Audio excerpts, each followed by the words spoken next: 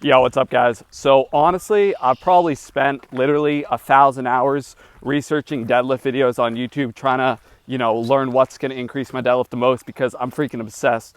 But anyway, I watched, as I said, a 30-minute video by my boy George Lehman, training with Mark Bell and Silent Mike at Super Training Gym, and just talking about some of his favorite assistance exercises.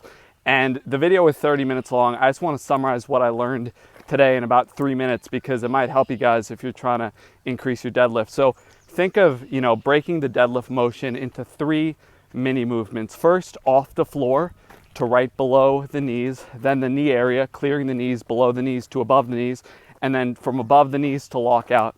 And think about that in 3 movements. Now, George has 3 assistance exercises to focus on, 1 main assistance exercise for each one of those mini movements of the deadlift. So first off, for generating leg strength and force off the floor, which originally months ago was my weak point, now it's my strongest point of the deadlift. So to do this, you're going to do a deadlift stance box squat, which you guys might have seen me do today with 335 for 20. This is going to generate that explosive leg strength off the floor. So if your weak point is off the floor, I would highly recommend doing deadlift stance box squats. Now, I did 335 for 20 today. You might have seen I didn't go that deep, mainly because, the bench is the only thing I can squat down to at home in my home basement gym.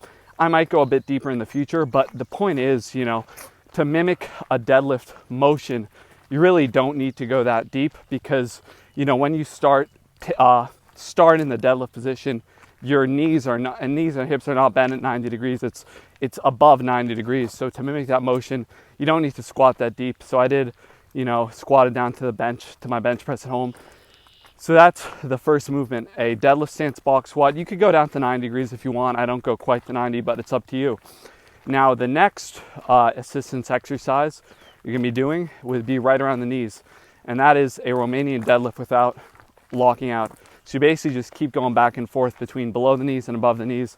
Again, it's a Romanian deadlift, but you just don't lock out and you keep the tension on the hamstrings and keep going back and forth. And this is gonna help you if your weak point is right around the knees. Now, finally, the last movement for the lockout would be the Yates row, which is where you row it from right around the knee area to your waist.